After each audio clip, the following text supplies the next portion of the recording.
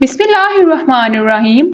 Narrated Abu Huraira radiallahu ta'ala anhu, I said, O Allah Apostle sallallahu alaihi wasallam, who will be the luckiest person who will gain your intercession on the day of resurrection?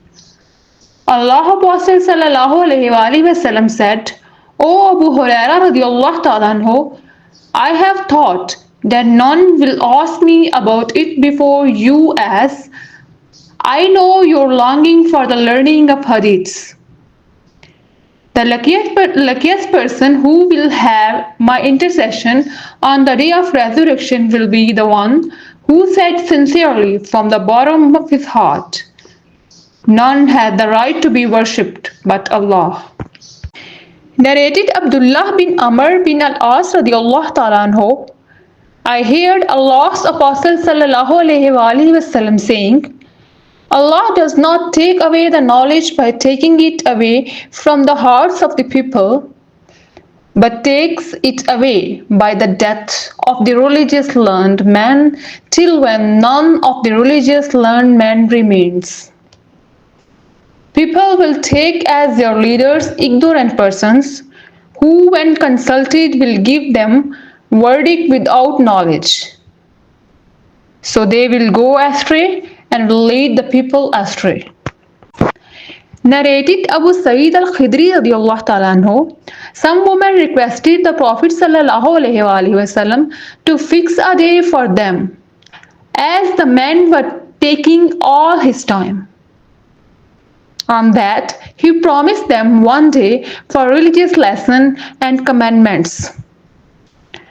Once such a lesson, the Prophet ﷺ said, a woman whose 3 children die will be shielded by them from the hellfire. On that, a woman asked, if 2 die? He ﷺ replied, even 2 will shield her from the hellfire.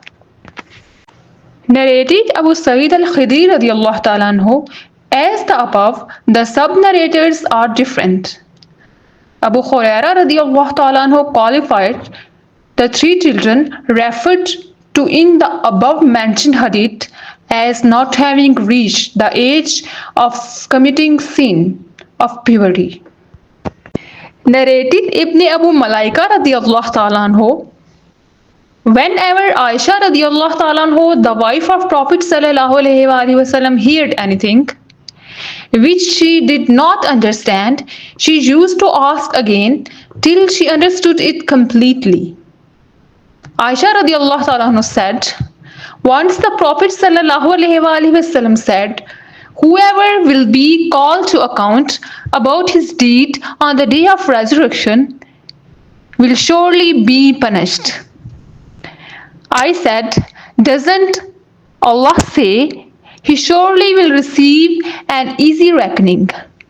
The Prophet ﷺ replied, this means only the presentation of the accounts, but whoever will be argued about his account will certainly be ruined. Narrated Sayyid bin Abu Shurah radiallahu ta'ala anhu, when Amr bin Saad was sending the troops to Mecca, I said to him, O chief, allow me to tell you what the Prophet ﷺ said on the day following to conquest of Mecca. My ears heard and my heart comprehended, and I saw him with my own eyes when he said it.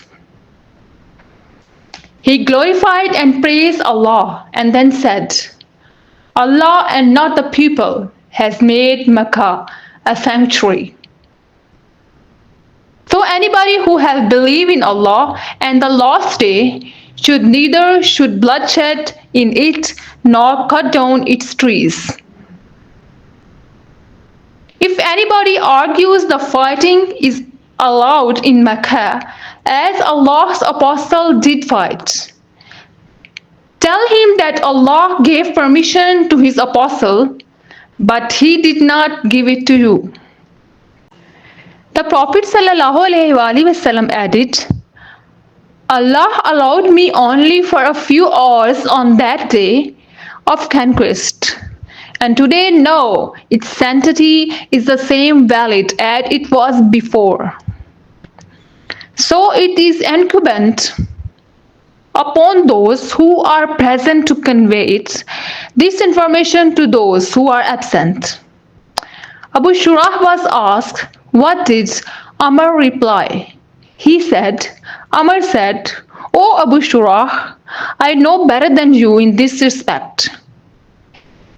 Makkah does not give protection to one who disobeys Allah or run after committing murder or theft and take refuge in Makkah."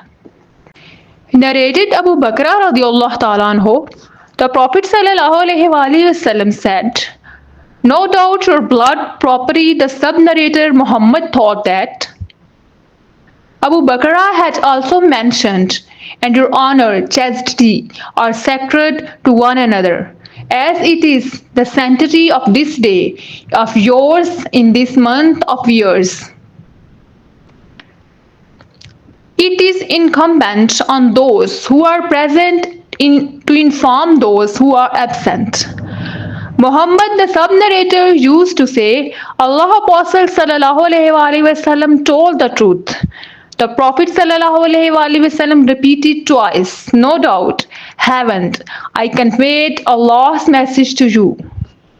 Narrated Ali radiallahu ta'ala anhu, the Prophet sallallahu alaihi wasallam said, "Do not tell a lie against me, for whoever tells a lie against me intentionally, then he will surely enter the hellfire." Narrated Abdullah bin Az-Zubair radiallahu ta'ala anhu, "I said to my father, I do not hear from you any narration, hadith of Allah Apostle sallallahu alaihi wasallam, as I hear his narration from so and so." Az-Zubair radiallahu ta'ala anhu replied, "I always with him, the Prophet sallallahu alaihi wasallam, and I heard him saying, whoever tells a lie against me intentionally, then surely let him occupy his seat in hellfire." Narrated Anas radiallahu ta'ala anhu, "The fact which stops me from narrating a great number of hadiths to you is that the Prophet sallallahu alaihi wasallam said, whoever tells a lie against me intentionally, then surely let him occupy his seat in hellfire."